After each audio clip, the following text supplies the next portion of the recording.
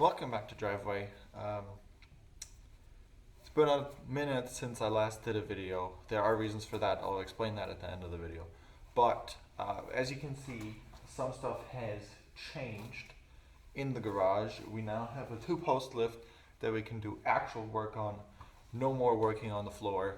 No more working in garbage. So hopefully videos will be a lot better from now on and more quality. So today, I want to take you through the process of getting TÜV, as it is called in Germany. You have to do TÜV every 2 years, and it's an inspection that you take it to. A lot of you will probably know what I'm talking about, but the inspection for my car was supposed to have been in October, but since I barely drive my car anymore, I have ignored it until now. But since I have to do it, I thought I would do a video and take you with me. So, without any more talking, let's lower down the lift and get my car in here, and then we can get started on the inspection. So, let's go.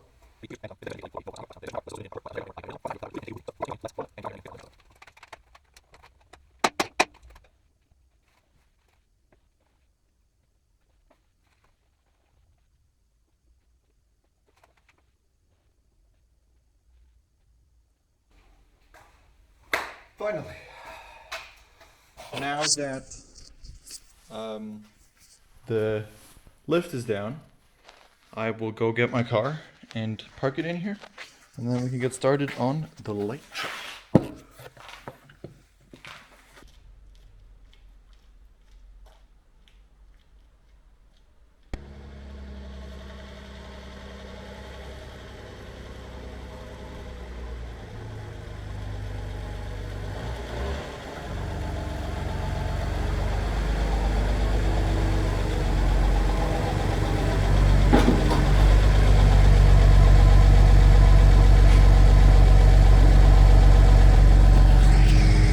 As you can hear, my diesel doesn't quite sound stock.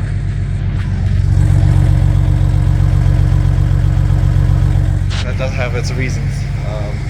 You'll see in a second. But so when the TÜV drives the car into their garage, the first thing they're gonna look for is whether your car runs clean, whether it has any misfires or anything.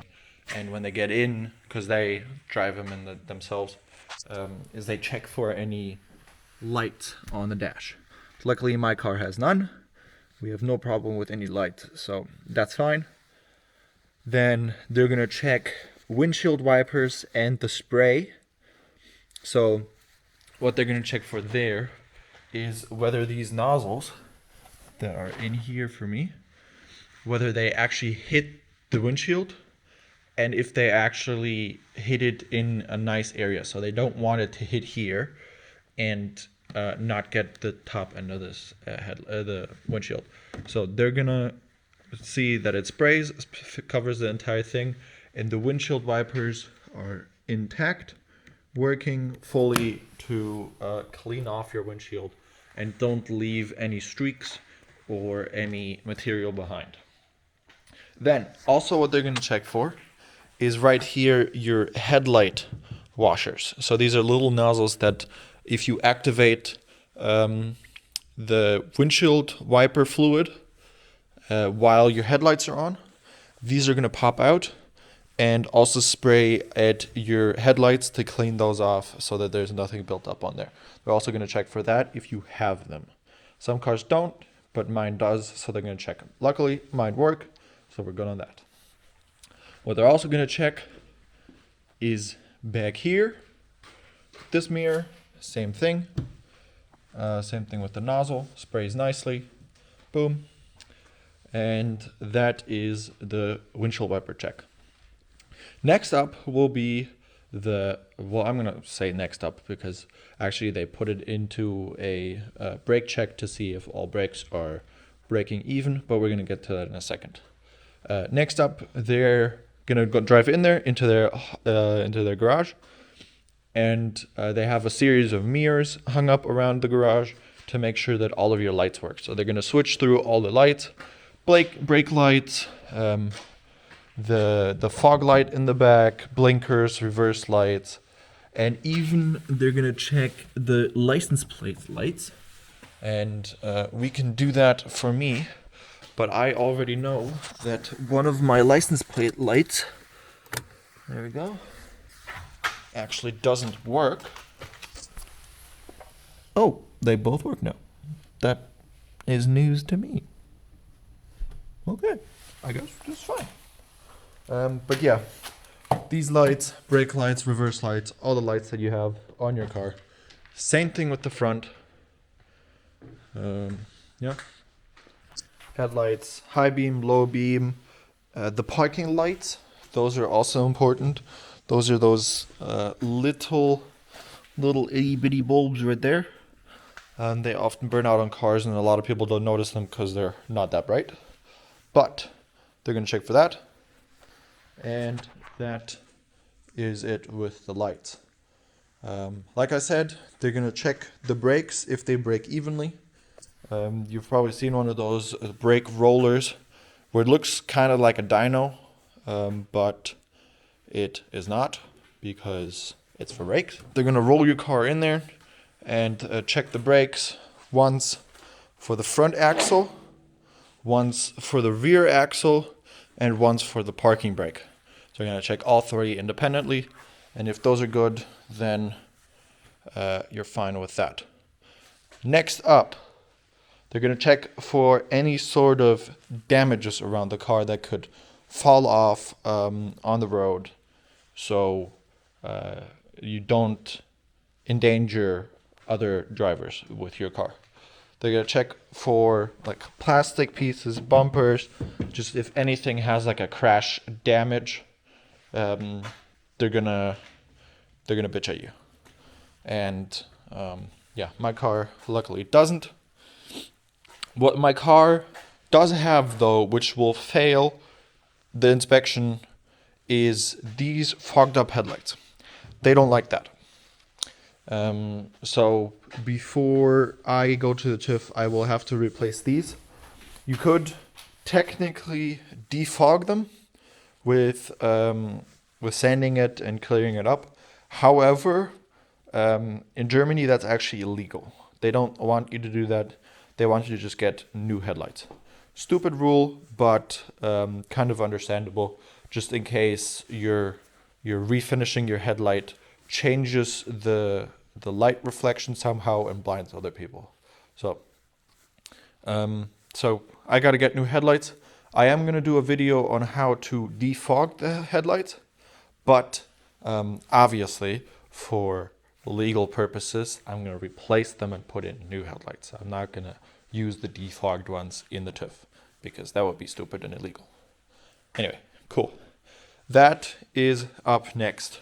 Next up, we're gonna go underneath the car, and I'm gonna lift it up, and then we can look at everything they look for with suspension and underbody wise, and then we can also see why my car sounds so funny. So let's first put it in car lift mode. That's special if you have a car on air suspension, which mine is down in there. You can see it somewhere. But if you do, for the all-road at least, I can show you how to put it into airlift mode.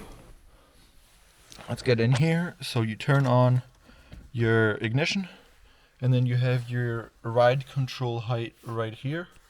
And then you're going to hold both of them down until both the lights light up, like that. Boom. And then we can also see in the dash a ride control light. Cool. And now you can turn off your ignition again, and now the car is locked. So what that does is basically when you lift your car up, the car has sensors on all four wheels, and when you lift the car up, those sensors start saying, oh my god, the car's getting taller and taller. Let's decrease the amount of air so that the the airbags don't go higher and higher. So basically, it just lets all the air out of your suspension, and then your car is slammed when you put it back down, and that's not good for it, obviously.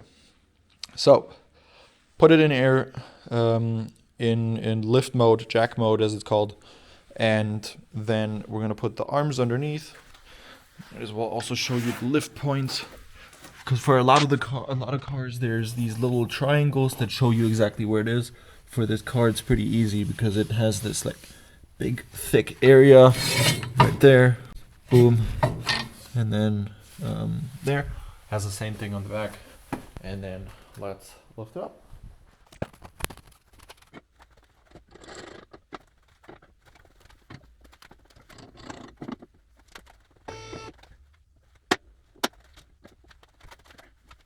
Now, car's up. Let's talk about what we need from below. So, first of all, I see something right here. My fog light is pretty loose in there. Gotta get a new holder for that. And, yeah. So, also something they might not like is how my underbody is held in with all these zip ties. They might not like that. But then again, they might not care about it. So, let's get our flashlight. And right here, things they're gonna check for is your boots. Your boots right here, and your sensors, and all your, what do you call them? All your bushings, that's what they're called. So, what they're gonna do is check all of them, see if they're nice and tight, rattle on them, look at all of them, make sure they're not falling apart. And I just switched mine like a year ago, top and bottom, so I should be fine. But yeah, make sure all your bushings, stuff like this, is okay, isn't falling apart, isn't rattling. Right here we have our ride height sensor that they're also gonna check. Yeah, these also are important for your lights. So what your car does, it basically looks at all the sensors and looks whether you're accelerating, because then your car starts squatting in the back and your headlights start pointing up. And what those ride height sensors are going to do is they're going to tilt those lights down. So you're not blinding anyone. You can fully accelerate, floor it, have your suspension slammed in the back. Same thing with the trailer. If you have a heavy trailer in the back, your suspension is slammed in the back. Lights are pointing up, those turn them down. Same thing with a full brake, so that your lights aren't pointing into the ground. They turn them up so that you always have nice vision. This isn't the case for all cars. A lot of them you have to adjust manually. This car does it itself because it has those 4 sensors. So those are important. It checks those. It does throw a warning light, a big one, if one of these is reading wrong. So make sure those are intact. Next up, what they're going to do, I kind of would need 2 hands for this, but they're going to take the wheel with both hands, one behind it, one here, and they're going to rattle them back and forth. See if there's any play. So for what that does is it checks this, and the 2 bushings at the top. This car has 4 control arms, so a lot of control arms to replace if there is play. But like I said, I just changed mine not too long ago, so I actually have a video about that. So go look at that. And exactly what that does is check those bushings and these ones. Also gonna check your suspension. Like I said, I have my air suspension in here. So if you have coilovers or springs, as the normal people call it, what they're gonna do is they're gonna check whether your spring is cracked, broken, or ripped completely. I once had the case where a colleague of mine like reached in there and checked the spring, and just then it cracked or it broke, which, if you don't know, has a lot of force behind it. One of those springs. Luckily, he didn't have his finger in, so he was fine. But they're gonna check that. Make sure your springs aren't broken. They're gonna check your brakes, your brake disc right here, whether it's worn or not. This one is still good. They're gonna check your brake pads in here, how much tread they have left. I just changed mine also not too long ago, so that should also be fine. I also have a video about changing the brakes or the brake pads. Go look at that. Yeah. They're also gonna check your tires. So they're gonna check two things on those tires. First of all, the tread, how deep they are. Because on summer tires, the minimum is 1.6 millimeters. You also have these, where is one? Tread indicators right here. They're like little bumps in your tread. If your tread is flush with these, then you got to get a new one. It's an easy way to tell. You can also just read the depth with like a depth meter. You know, there's tools out for those. Those don't cost a lot, but you can see that for winter tires like these, you might even want to consider already getting new ones at this depth, just because in winter it's important to have a deep tread to make sure all that snow, water, ice can leave your tire and doesn't get stuck below there. Because if you're driving on snow tire or snow, rain, ice, as you know, your car loses traction. So you want to make sure that winter tires are a lot deeper than summer tires. The recommended spec is 4 millimeters for these. So check whether your tires are good. Next, they're going to check which year these are from or how old these tires are. Because obviously old rubber gets hard and gets worse over time. So they're going to check that they're not too old. The way you're going to see how old your tires are is right here. This is the age meter. So the first two numbers are the week in the year. So this the second numbers are the year that it's produced. So these were produced in the 18th week of 2019. Same thing with your tires. If those say something different, that's how you tell. If they're not on the outside, if you can't find them anywhere here, go onto the inside of the tire and check there. Because a lot of the times these age things are only one-sided. So if you can't find them on the outside, check the other side or another tire. Make sure those are the same for each axle. They don't care too much, but they don't like seeing if you have a brand new tire on the right and an old tire on the left, especially if they're different brands of tires. They don't like seeing that. You probably will still get TÜV just because it's not that big of a deal, but they are going to remark it. So that's with your tires. Next up, they're going to check all your underbody, make sure nothing is hanging off down here either, and nothing is leaking, nothing is coming out, and everything is fine.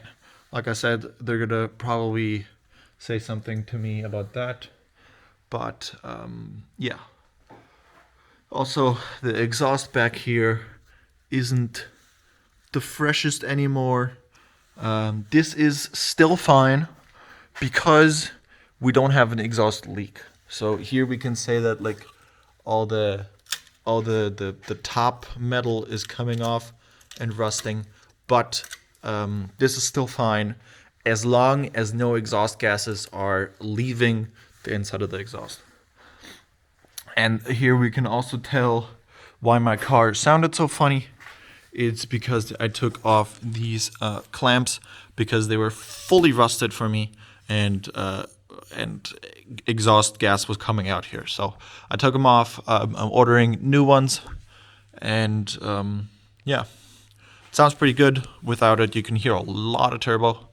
I should do a video just driving around with this, because it would be very funny listening to this. Obviously, I wouldn't do it on open roads because that would be illegal, and we wouldn't want to do anything illegal. So, yes, that is that.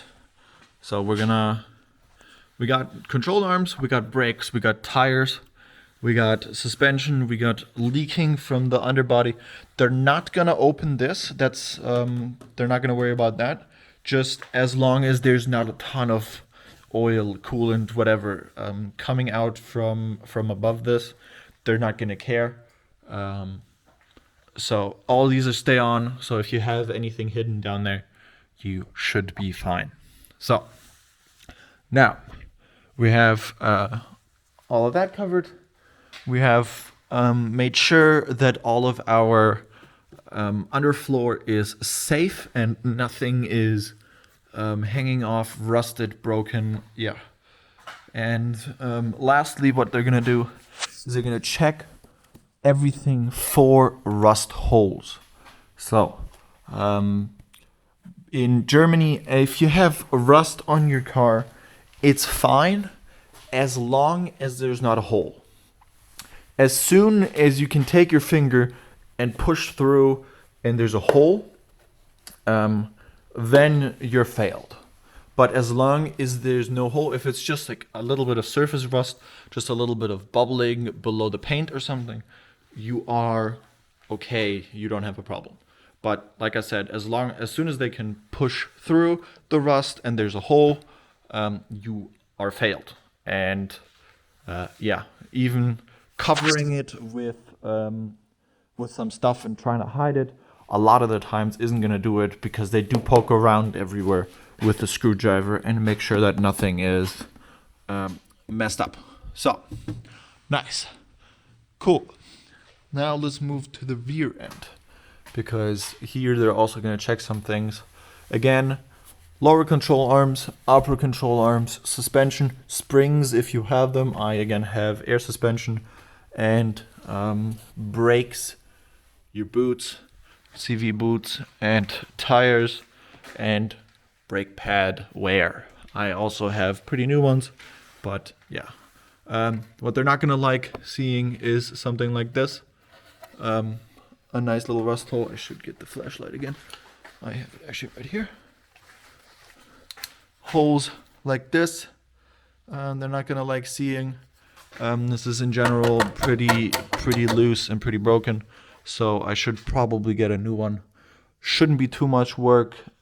Should be pretty easy to switch out. Cool. Next, we're gonna check all lines. Here we have our ride height sensor again. They're gonna check those again, and yeah, look above here. Make sure there's nothing rusted through, broken there. For me, right here is actually my air compressor for my air suspension. Excuse me. And right here is the distributor block. For my car, this is a lot of the time a failing point of the car. Either the compressor, it leaks from here, or it leaks from the air suspension itself. Right now, even over a couple weeks span, my car does lose a bit of ride height because there's a little crack in the thing here. So, yeah. Did I forget anything? We got suspension, exhaust, same thing with your fuel tank right here. Pretty cool thing about my car is it has a split fuel tank. Well, not split, because there is still a connection above the exhaust. But I do have a drive shaft and an exhaust here. And as you can see, here's one half, here's another. And there's actually two fuel pumps in this car. One that pumps fuel from the tank to the front, where it then gets high pressurized. Since it's a diesel, it gets high pressurized and injected into the engine. And another fuel pump that just worries about equalizing these two tanks. So it sits in a bucket, you can say, that it fills with diesel and therefore also cools itself. That it fills with diesel, so that you can drive pretty much in any inclination, and the car can still get fuel without a problem. And that then also equalizes these two halves of the tank, because it has one nozzle that it pumps from here and one nozzle that it pumps from here. So pretty cool, pretty interesting, pretty dope. Here, same thing. What they're going to check for is leaks on your differential. Mine is semi-covered in an oily substance, but don't see a problem with that since it is still pretty old. So yeah. What I did see, however, which I'm not sure about what it is right here, it says wet right there. It is not diesel. Okay, cool. So it's just some wet that collected, because these are my fuel lines that go up to the front. So that would have been a problem if that was diesel, but it is not. Cool. All right, so that is everything. They're gonna check for down here, like I said, rust, air, water, anything that's leaking from above, they're gonna check. But other than that, that is it. So make sure your car doesn't do any crazy stupid things like rattle or make crazy noises. If it doesn't, then you're pretty much fine. And then an easy way, or like a way to tell when your TÜV is abgelaufen, is back here on the license plate. Where is it? Right here, the top sticker. It shows you which month is the one where your car loses the warranty, so to say. It's the month at the top of the circle that it loses it, and the year is in the center. Okay. So there's no way hiding this a abgelaufene TÜV, as you call it, from the police, since they can see the sticker on the back. And you will get a fine, you will be yelled at, and you will be killed. No. But you can't hide it from police, so just do your TÜV. Shouldn't be too expensive to do. All right. That was already it. That's everything they check for in your bi-yearly inspection. So I hope you get through it and you don't have to redo it too many times. All right. Thank you for watching, and bye. Now, for the people that care and want to know where I was. Okay, so a couple things happened. First of all, we moved into the new house, which I am in well, I'm in the garage, but I'm currently in the new house.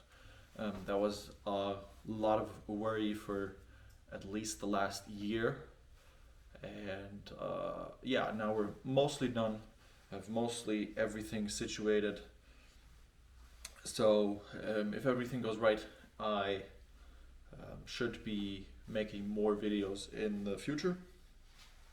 So stay tuned for that. Secondly, I did have a video planned, or a follow-up video planned, of the Skoda gas mileage test, because I did get some comments that people wanted to see a more thorough attempt at that, but something happened to that car that makes it unable to be driven, or brought home for that aspect. So if you want to see a more in-depth video and a explanation of what exactly happened to that car, tell me in the comments, and then I'll do a short little explainer video to the events of that night. And lastly, another reason I can't really make a lot of videos is that I don't have the budget for for buying a lot of stuff and doing a lot of videos. I am a full-time student and don't have a job right now, so I don't have the budget to do a lot of crazy stuff and do a lot of videos. So I'm going to do videos on everything I can that doesn't cost too much. So in the future, I hope that I can make a lot more videos for you, especially now that we are up to 91 subscribers, which is crazy for me. Thank you to everyone who subscribed, and thank you to everyone who's watching this right now, because a lot of people won't watch this ending bit and won't care about the channel. They only care about video that I made before, which is totally fine. But so I hope you stay tuned for those videos. Tell me if you want the Skoda video to be, or if you want me to make a video on the Skoda and how all that went down. And I hope I can see you in a little bit. So, peace.